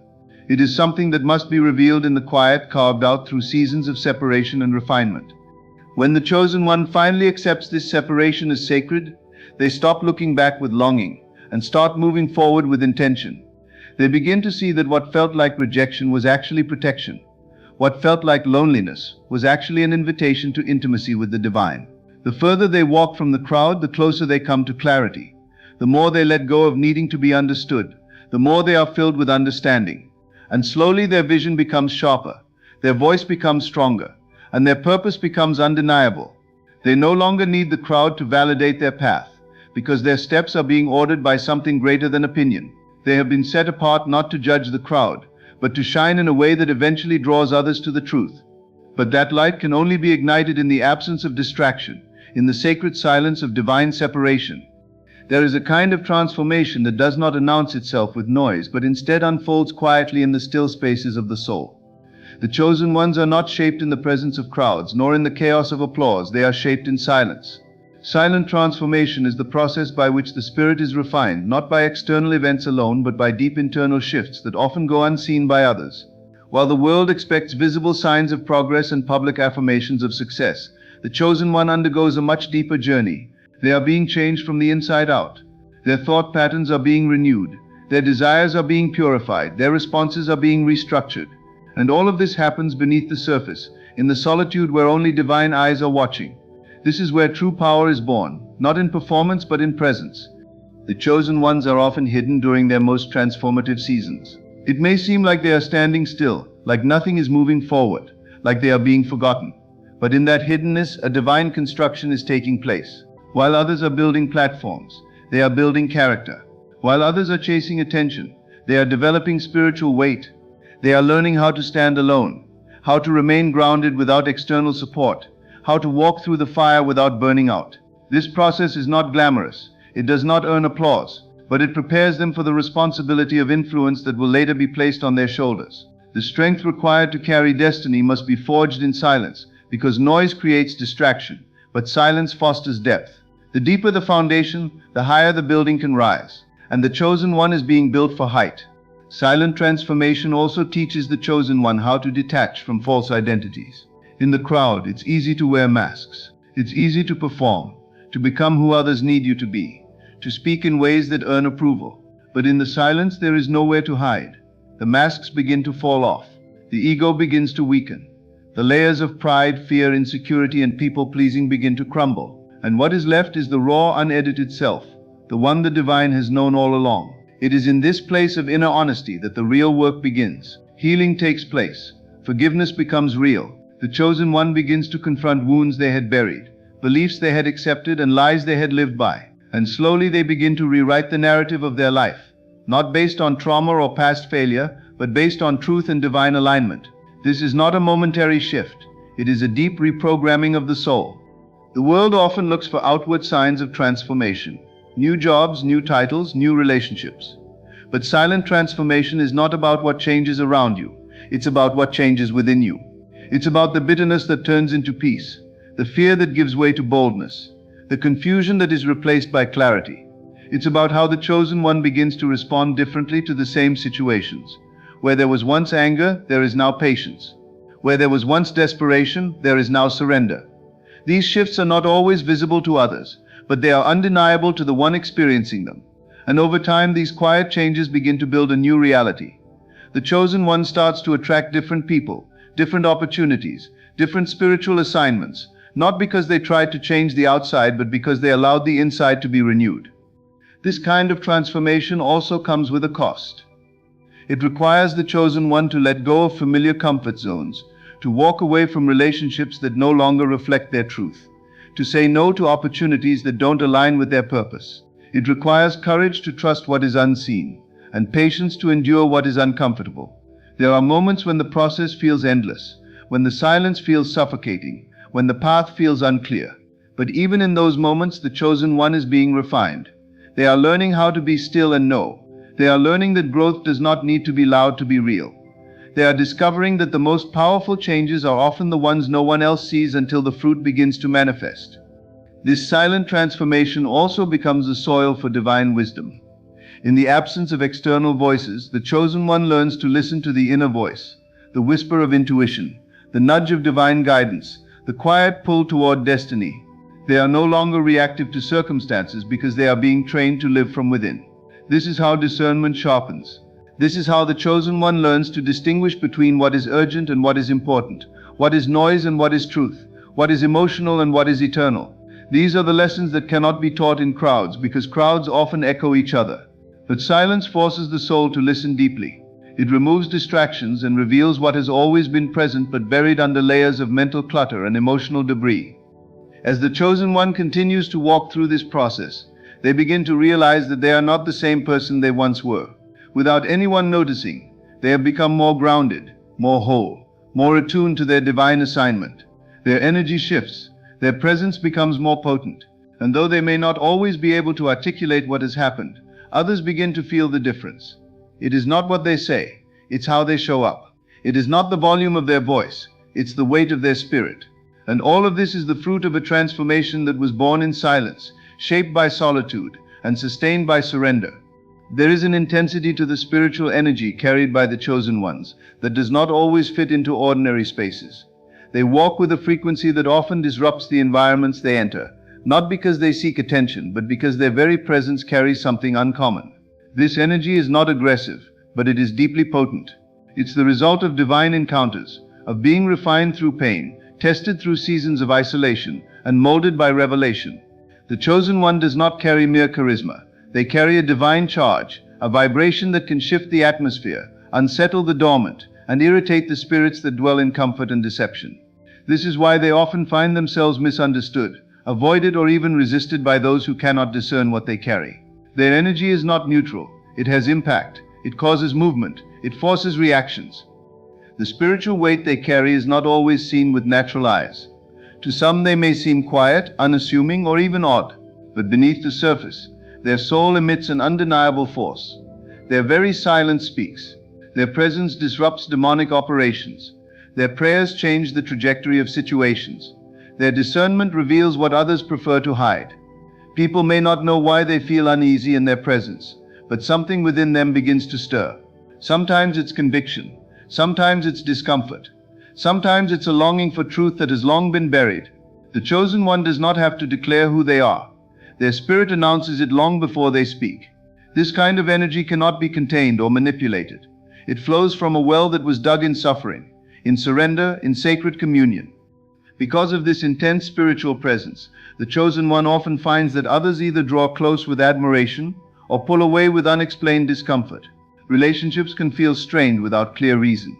Invitations may stop coming. Conversations may become awkward.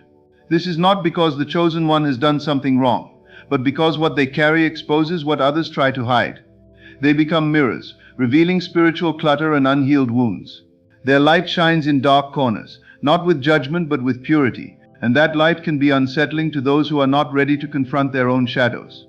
Even those who once celebrated them may begin to withdraw, not realizing that their discomfort is not personal but spiritual. The chosen one must learn not to take this personally. They must understand that their energy is designed to cleanse, not conform. This spiritual energy also makes it difficult for them to remain in environments that tolerate mediocrity, compromise, or spiritual laziness. Their soul becomes restless in places where truth is diluted, where faith is replaced with performance, and where growth is sacrificed for popularity.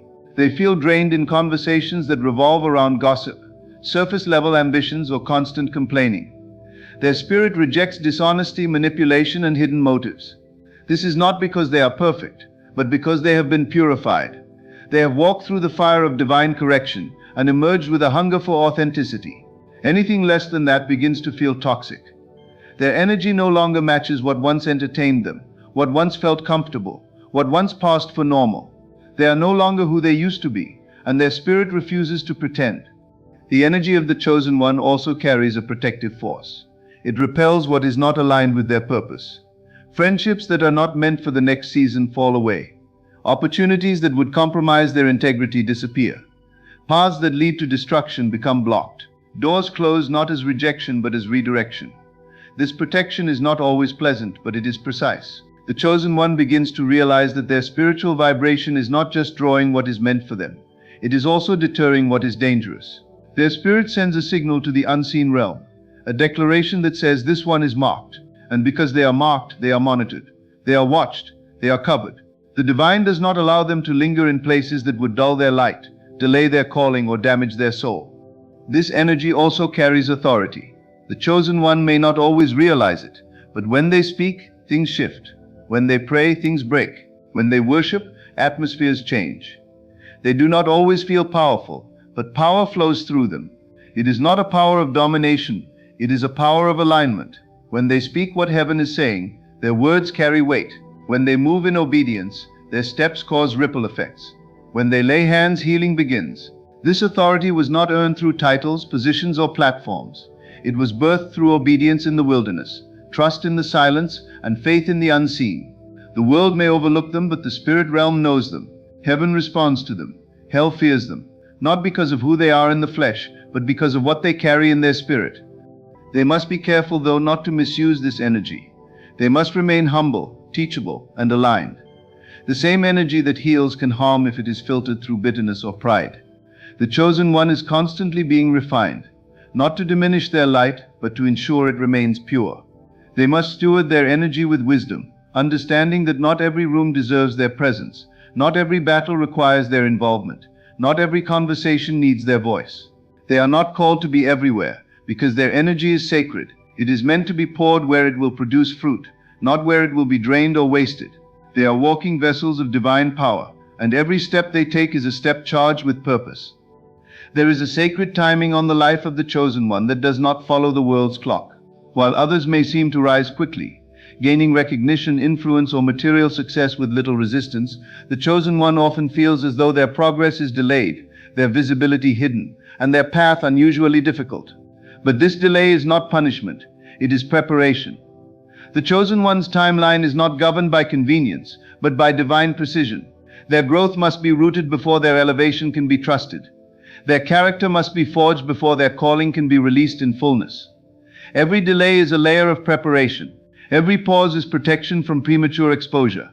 They are not being overlooked, they are being developed.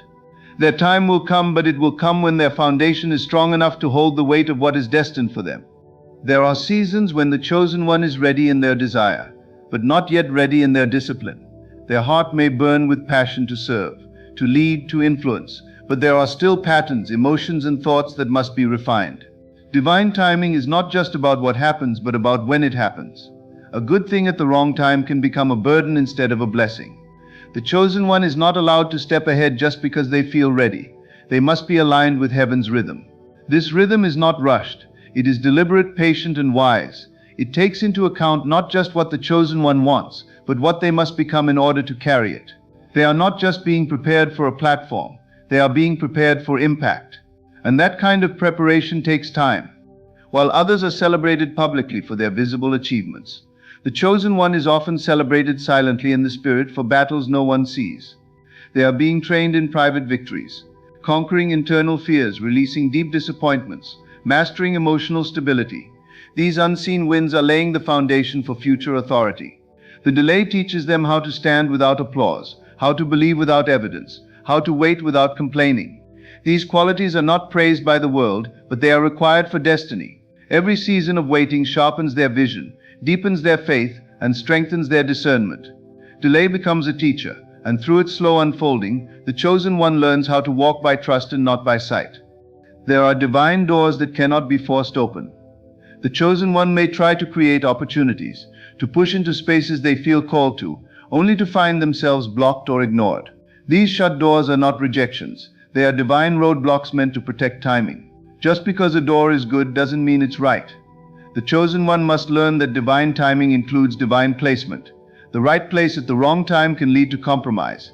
The right gift without the right maturity can cause collapse. The chosen one must trust that what is truly theirs will not pass them by, but will wait for the appointed time. And when that time comes, no human hand can stop it. Doors will open with ease. Connections will align without striving. Resources will flow where obedience leads. During this waiting, the chosen one is often stripped of crutches. They are not allowed to rely on connections, titles, or validation from others. They must become anchored in divine identity. They must learn to know who they are even when no one else affirms it. This anchoring builds an inner strength that cannot be shaken when the platform comes. It ensures that when they are finally seen, they do not perform to be accepted, but express what has already been cultivated in secret. Their message has weight because it has been tested.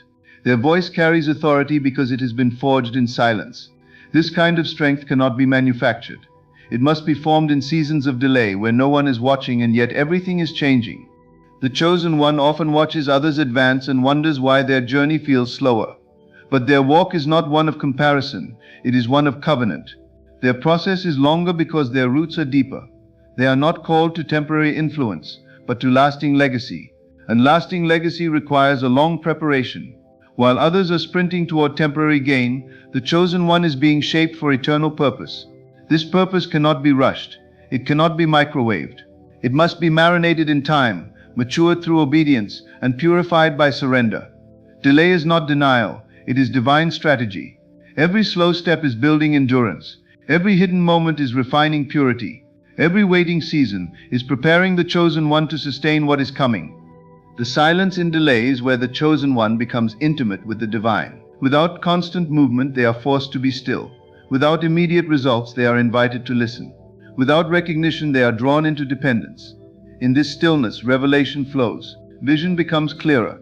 Identity becomes unshakable. The chosen one begins to realize that what they are being trusted with is too sacred to be rushed. They understand that divine timing is not based on pressure, it is based on purpose. And purpose unfolds at its appointed hour. When the moment comes, all things will align. What once felt like delay will be revealed as divine orchestration. And the chosen one will be able to walk through that open door not as someone trying to prove their worth, but as someone fully aware of who they are, fully prepared for what they carry, and fully surrendered to the one who timed it all perfectly. So understand this deeply. If you are one of the chosen ones, your path will never look like the crowds. You will be set apart, not out of punishment, but out of divine protection. You will feel the sting of isolation, the weight of delay, the burden of carrying an energy too heavy for ordinary rooms, not because you are broken, but because you are being prepared for something extraordinary. What you carry is sacred. What you feel is divine tension between who you were and who you are becoming. And this transformation cannot happen in places filled with noise, distraction, and shallow connections. That is why you cannot be around a lot of people. You are not meant to blend in. You are meant to evolve in silence and emerge in power. Every moment you spend in solitude is not wasted. It is building something in you that cannot be shaken when your season comes. You are not hidden to be forgotten. You are hidden to be formed. The delay is not denial, it is a divine setup. The discomfort is not punishment, it is pruning. And your energy is not too much, It is sacred fire in a world that often prefers the cold.